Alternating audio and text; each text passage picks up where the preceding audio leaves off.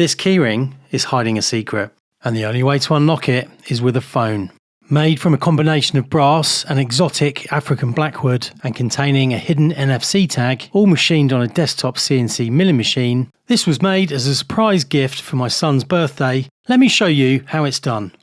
I've chosen to use a combination of African blackwood and brass for this keyring, mostly because the contrast between the two will look really good once machined, but also because I want this keyring to be something a little bit special. And African blackwood is quite rare and expensive, being used in the production of high-end musical instruments, so it should add that little bit of extra kudos to the final product. I'm going to be bonding these two together in a minute, so I'm taking this opportunity to machine one side of the wood, so I've got a very flat surface to bond to the brass. Next, over to the bandsaw to remove a thin strip before repeating the process for a second time. And now it's time to prep the material for bonding. I'll be using epoxy for this job, and the working time isn't that long, so I'll need to work reasonably quickly.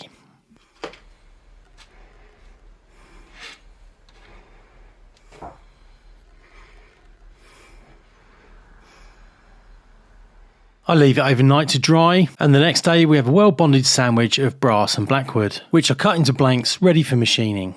I think it's worth pointing out the design intent behind the pockets on the keyring. The idea here is that I want to machine away the blackwood to expose the brass and really accentuate the contrast between the two materials.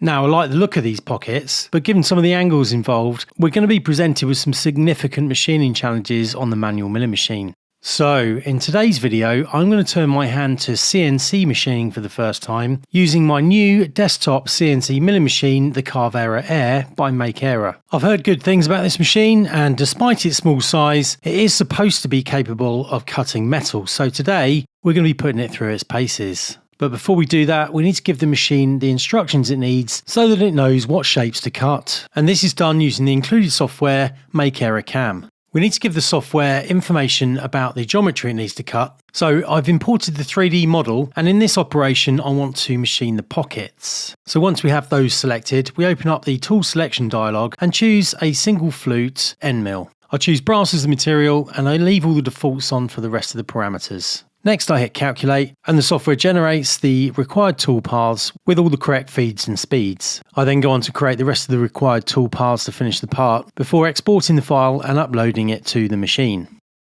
Because some of the tool paths require that I machine past the bottom of the part, we need a sacrificial base plate that I can drill into. And in this case, I'm going to be using a piece of acrylic. And this is secured in place with the clamps that come with the machine. I need to secure the workpiece to the acrylic, but I don't want to use clamps for this as I need to machine all the way around the part. So instead, I'll be using double-sided tape.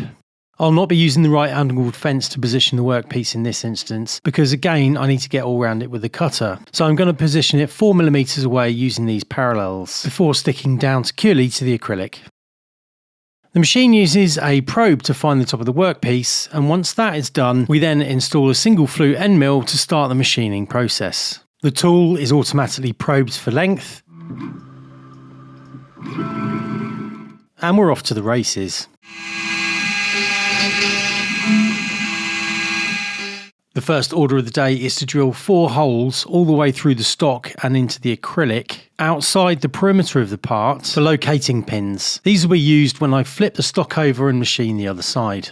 And then we're on to the machining of the main part itself.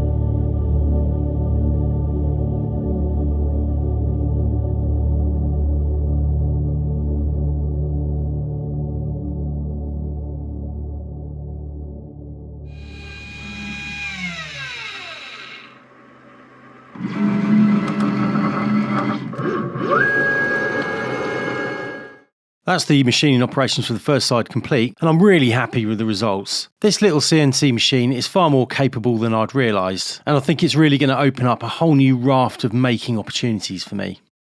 So now we need to move on to machining the second side of the part. And this is where the holes that I drilled in the original stock are going to come into use. I drilled them deep enough that they went right through the part and into the acrylic, and therefore we can use them to place alignment pins, meaning that we can accurately align the part once flipped over for the second round of machining operations. Once again, I used double-sided tape to secure the part to the acrylic, and then used the holes in the original stock for alignment. I can then start the second round of machining operations, which are very similar to the first.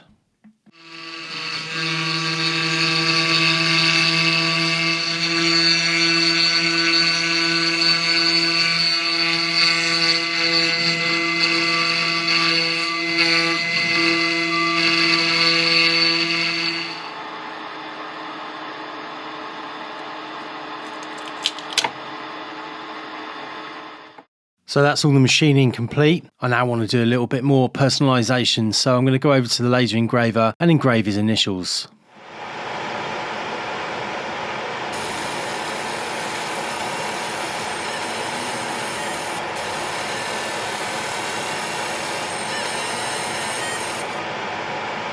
So that's our basic keyring almost complete. But what about this hidden extra feature I hinted at the start of the video? Well, I recently discovered NFC tags. NFC stands for Near Field Communication, and it's essentially a small microchip embedded in a plastic disc. You can store small amounts of data on this chip, and when held near a suitable reader, such as a mobile phone, the chip is energized and the data is wirelessly transmitted to the reader. This data can be anything from contact details to social media accounts. It can even trigger home automation actions, and it can be infinitely reprogrammed to do different things just using a simple app on your mobile phone. My initial intention was to stick the NFC tag directly into the recess in the bottom of the keyring. But after some testing, I realised that the NFC tag does need to be held quite close to the mobile phone in order for it to read correctly. So I printed out a small spacer, glued that into the recess, and stuck the tag directly to that.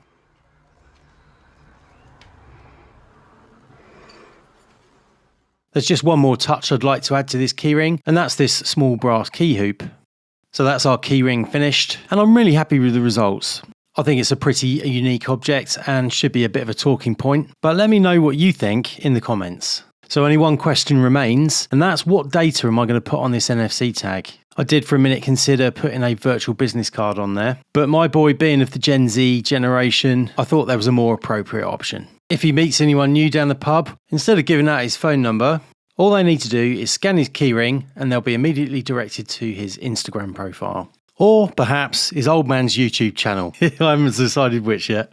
Anyway, this has been a really fun project, and I'd like to say thanks to Make Error for sending this amazing machine out, and if you want one, there's a link in the description with a discount code. I'd like to say a big thanks to you for watching, and an extra special thanks to my Patreons. Be sure to hit that like and subscribe for me, and I'll see you on the next one.